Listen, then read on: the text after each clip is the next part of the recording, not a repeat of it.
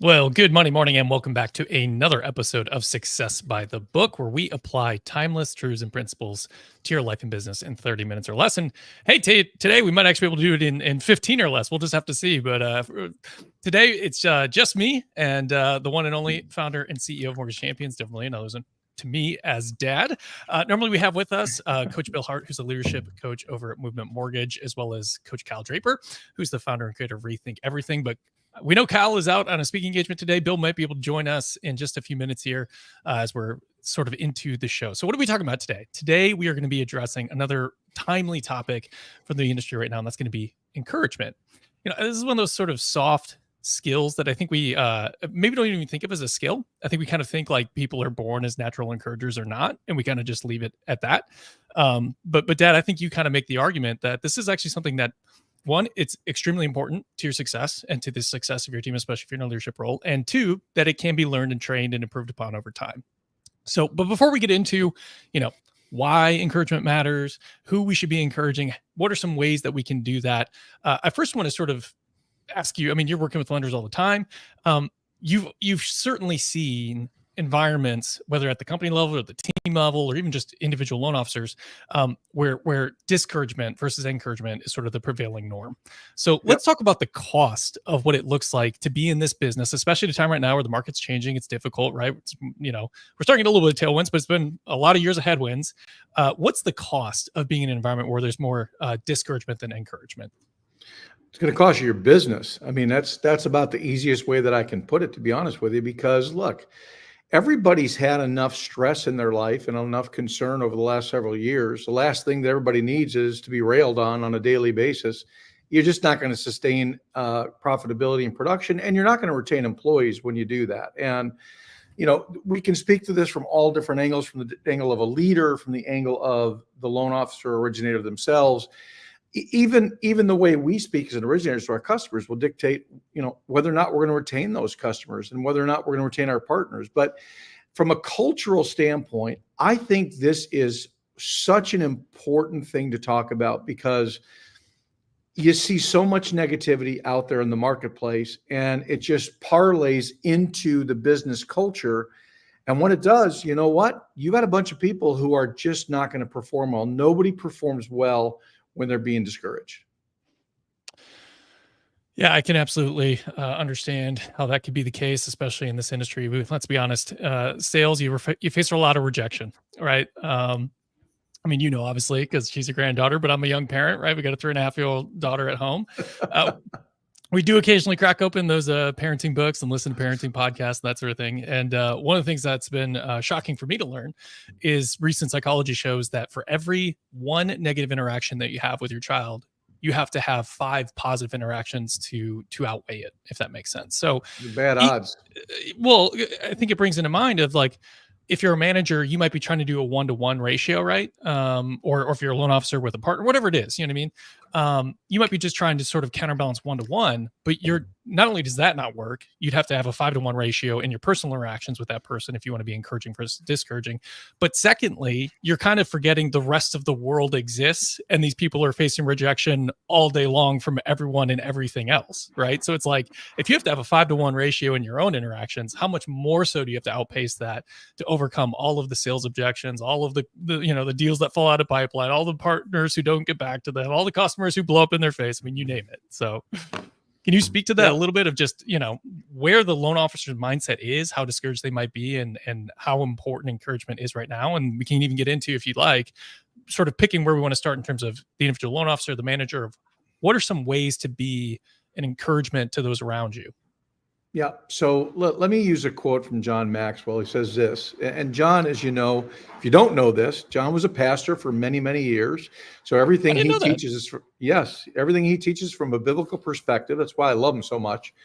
He says this: if you're a leader, you should never forget that everyone needs encouragement, and everyone who receives it, young or old, key there, young or old, successful or less than successful, unknown or famous, is changed by it. Now, he says so many powerful things that are so true. It's not just an age thing. Doesn't matter what your age is. Everybody needs encouragement, but successful or unsuccessful, you got to encourage both sides if you want your people to succeed. You've got to understand that the way that you speak into them is the way that they're going to speak to others. It's going to carry through and carry forward in everything that you do. So if you build a culture around positivity and encouragement, you're going to have a much better structure when it comes to the way that you're working with your clients and your partners and your vendors and everybody involved in that.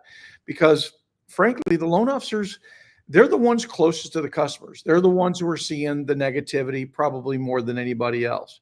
Yep. If as leaders we lay on top of that, we're just personifying that to a higher degree, and that just doesn't make any sense at all. And if you look at the biblical context on this, I mean, there's a whole bunch of scriptures around this, but there's one in particular that I really love. It's Ephesians 4:29.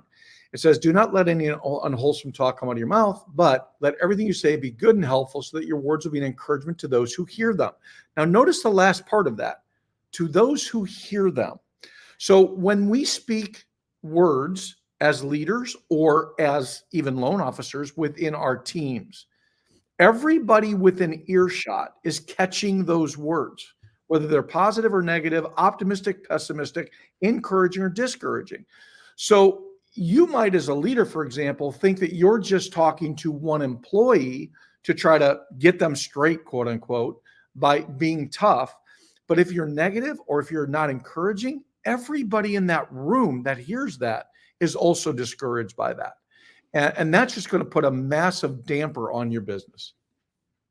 Yeah, absolutely. So can we break down a little bit the difference between motivation and encouragement? Because I think sometimes they can get a little bit confused, right? Because I think as a manager, research shows, for example, right, that while systematically you don't want to put yourself in a position to be playing to personalities, each person is different. And you can be an effective manager by leveraging the type of personality you're working with. And there are certain people who are going to be motivated, for example, by having a little bit of a fire lit underneath them, or by like having some time to sit in a failure when they experience it. It's what's going to motivate them to go forward. But that's different than encouragement. Would you agree that regardless of how someone is motivated, they still need encouragement? Absolutely. Motivation is the push, encouragement is the pull. That's the easiest way that I can explain it. I love So that. if I'm a leader, okay, to motivate people, I'm trying to push them to work at a higher performance level, at a higher level of excitement and enthusiasm. And I do that in a lot of ways. I can do that through contests. I can do that through, incentives. I can do that through competition. Those are some of my favorite ways to build motivation. I can actually do that by just helping them do their job better. The more you train your people, I've said this my whole career, that the key to motivation is simple. Make people successful. When people are successful, they're motivated. That's just the way it works. Encouragement is the thing that pulls them there.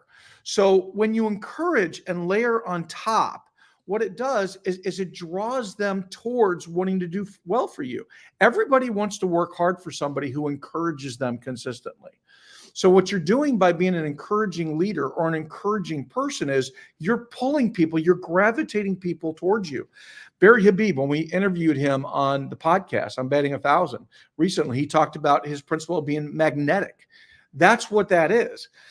Being an encourager makes you magnetic. And when you're magnetic, people are drawn to you. And when they're drawn to you, they're going to either buy from you if you're a loan officer, or they're going to work hard for you if they're an employee. It's a push-pull effect. I think that's so good. Let me ask you this, because we're talking about the difference between motivation and encouragement. I think we can think of a lot of systematic ways to motivate people. And there may even be some systematic ways to encourage people, but it seems to me that there's a category difference in the sense that encouragement, it requires words. There's no way to get around it. If you want to encourage someone, you have to use words, and you have to use the right words at the right time. That's right. That's not necessarily true for motivation. I mean, putting out an incentives program to your employees, I mean, yes, you have to communicate it, but like the communication doesn't really matter that much, right? It's like, hey, you sell more loans, you get, I don't know, fill in the blank, new computer, whatever. How can someone, if they feel like they maybe aren't the best encourager, the first question I have for you is, what sort of systems can they put in place in their own life to put them into the rhythm of encouraging others around them? And then secondly, how do they flex that muscle and work out in the gym, if you will, to figure out how to use the right words at the right time? What are some ways to go about that? Yeah, I love the fact that you said earlier, Jake, I always find you to be wise beyond your years, because you made the statement earlier about encouragement is a learned trait, and it is. It can be. A lot of us who are not encouragers, I don't happen to be one of those. At least I hope I'm not. If I do, I'm in trouble for what I do for a living. We have an encouraging work environment. Yeah, well, that's good to hear. I mean, I know that things can get thick at points, but generally they don't. So, yeah, well, I got an email this morning in my inbox from you saying, "Hey, thanks so much. This is awesome. Great work." So that's the kind of culture we have. Yeah. I mean, the bottom line is a lot of us who aren't encouraging, it's because we haven't been encouraged. So we don't know how to model that to others. So what we need to understand is that everything is teachable, trainable, and learnable in life. It doesn't matter what it is. When you said flex the muscle, it's just like working out. You're flexing the muscle. You have to exercise to build the muscle. So here's a really stupid but simple thing that I have done with leaders all over the country my whole career. I will do leadership training, and then I will issue what I call the 100 Encouragement Challenge, where I want leaders to say 100 encouraging things in one day. Now, when I release this, it's so funny because people, that's what they're like, hey, what?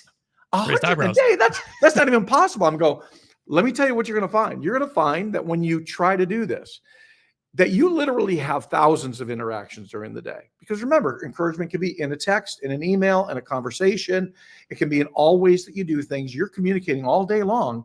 If you'll just think about just today, getting as many encouragements out there, you're going to find yourself writing different emails, sending different texts, communicating differently with your people. And I've had thousands of leaders come back to me and go, oh my gosh, I could not believe not only I'll have some say, I got to 93. I didn't quite get there, which is great. But every one of them said the same thing. Whether I got there or not, the fact that I was trying made a massive difference in my day, both for me and for others. Booker T. Washington said this. He said, if you want to lift yourself up, lift up someone else. When you encourage, you actually get encouraged. And then you get feedback from people because they're encouraged by your encouragement. When I've done that, I have seen managers really transform their leadership all of a sudden and say, you know what, that's super powerful.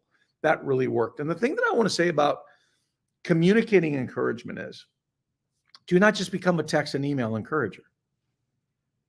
It's got to be verbal. It's got to be human. You got to tell people too. You got to let them know you appreciate them. They got to hear your voice inflection. They got to hear it's coming from the heart, or it won't really fall on their ears the way that it would.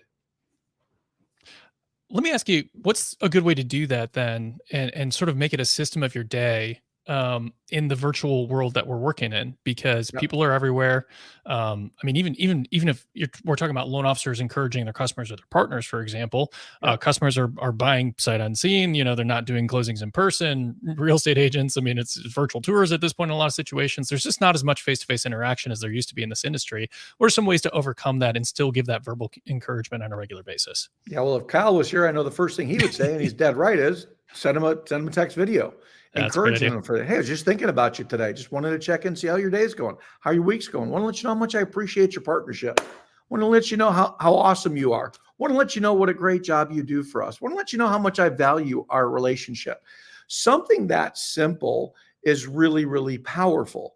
So if we're not talking to our vendors and our partners and our customers and our colleagues every day, we darn well ought to be. So we need to change that, and then we need to use a verbal tone. Here's the greatest example in the mortgage industry, Jake, and you've heard me speak on this many times, the whole Hatfield and McCoy's between operations and sales, okay?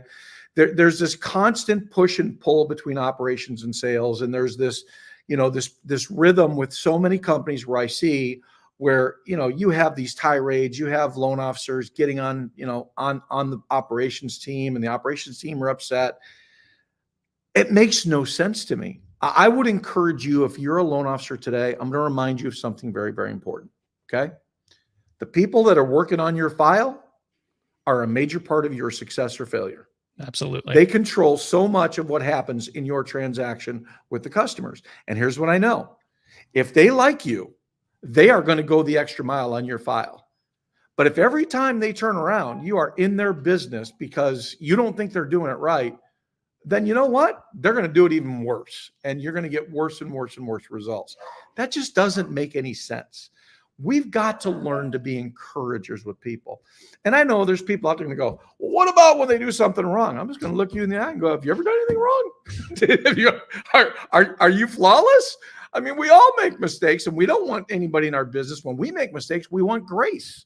And if we're believers, if we're Christians, we darn sure ought to be providing that grace. 1 Thessalonians 5:11, what does it say? Therefore, encourage one another and build each other up, just as in fact you are doing. You notice what the scripture says there? It assumes and expects that we're doing this.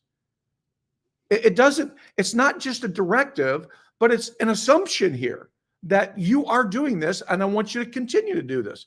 Paul was very clear in this. So we've got to make sure that we're encouraging people all the time. I'm so glad that you brought that up, because it does seem to me that in order for encouragement to be sincere, there does have to be a level of humility that has to precede it. There does. Right. And it has to be given within a context of grace. Completely agree on that front. Let me ask you this too, because as Christians, obviously we can turn to the Bible, and there's many places where it talks about the power of encouragement, and where scripture itself is an encouragement to us as believers.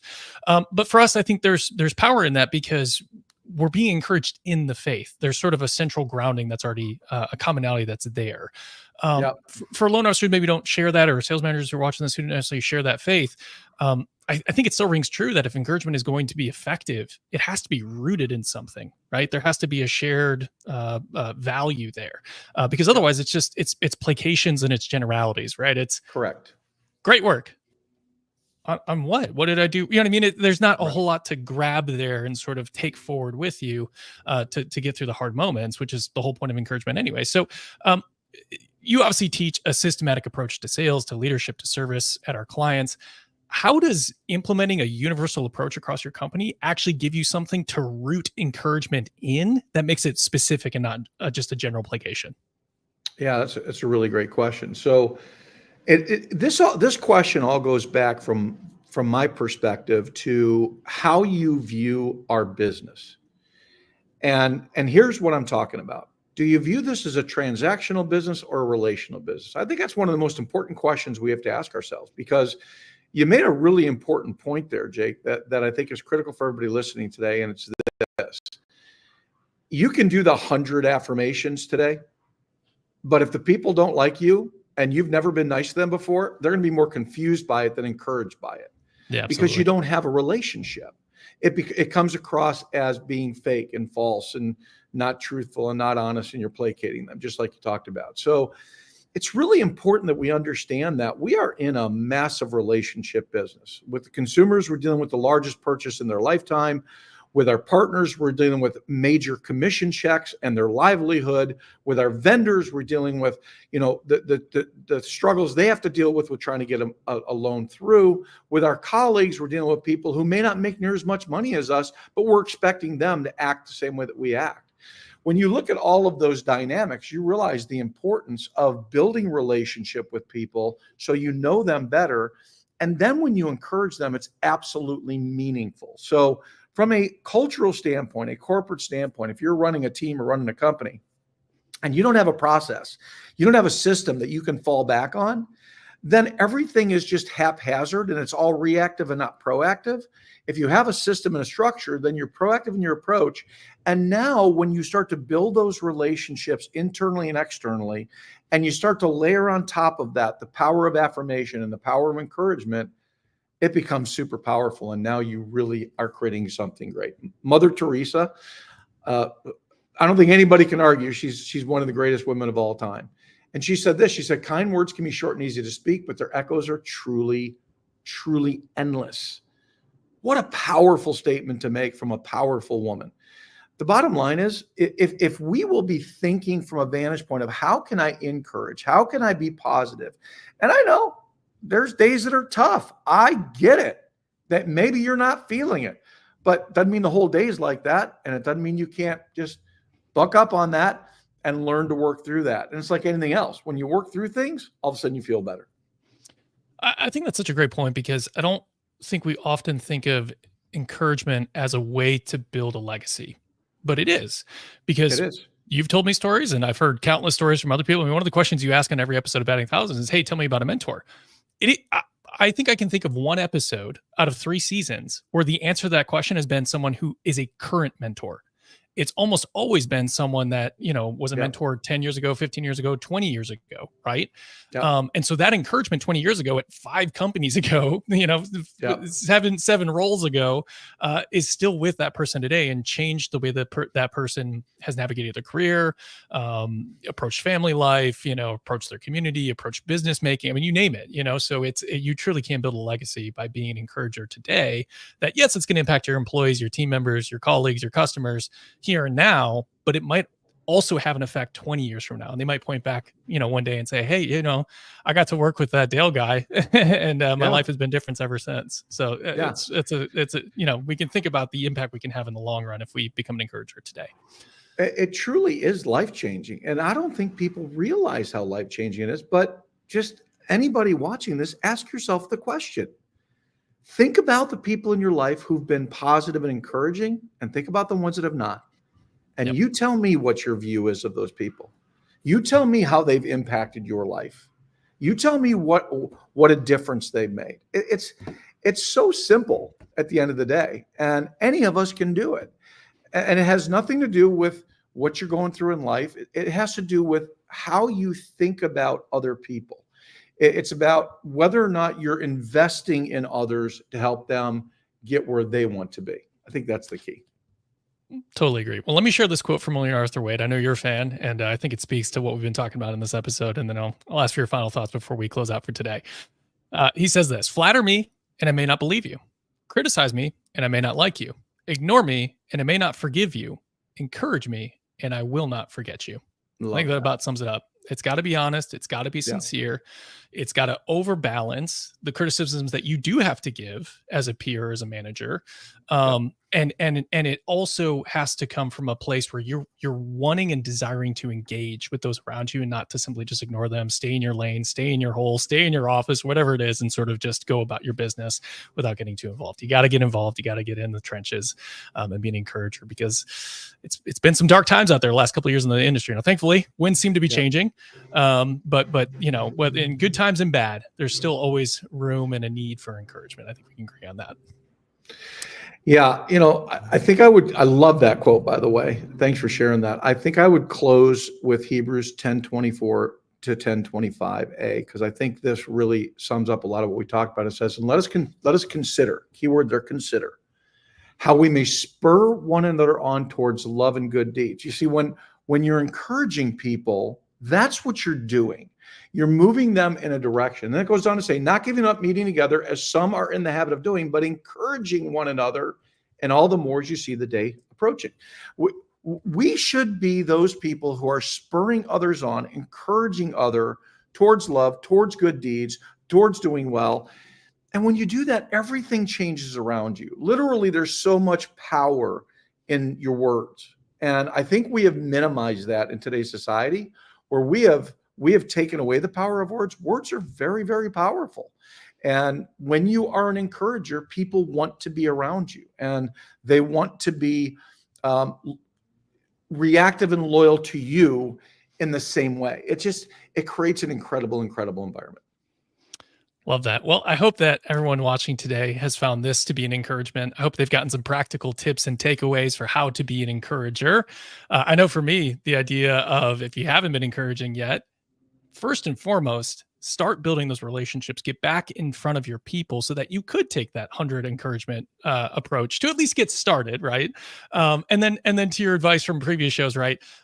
Instead of not doing something for, days or weeks or months and then trying to cram it all into one day, systematically every single day, chip away at it. Find, 2 people or 10 people or 20 people, however big it needs to be, depending on the scale of your organization, to just send an encouraging note. Be specific, be humble, be consistent, and be a light, because ultimately there's a whole lot of darkness out there, and our people don't need any more of it. And as to your point earlier, when if we want to lift ourselves up, the best first step that we can take is lifting someone else up.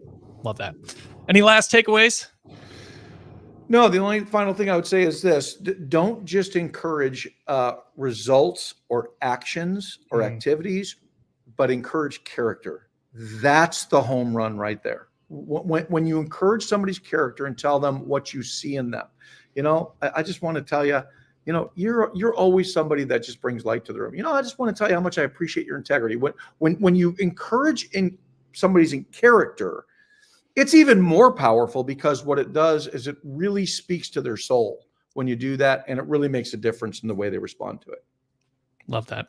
Well, if you'd like more tips and strategies just like this, we'll be back again next Monday. We stream every Monday morning at 10 a.m. Central, 11 a.m. Eastern, 8 a.m. Pacific. Normally, we have 3 studs from the industry with us. Of course, the founder and CEO of Mortgage Champions, Dale Vermillion, the National Leadership Coach for Move Mortgage, Coach Bill Hart, and the creator and author of Rethink Everything, Kyle Draper. So we will see you next week with another impactful topic for this industry. Again, this has been Success by the Book. Thank you for being here, and we'll see you next week. Thanks, Dale. God bless. Thanks, Jake. Yep. Blessings.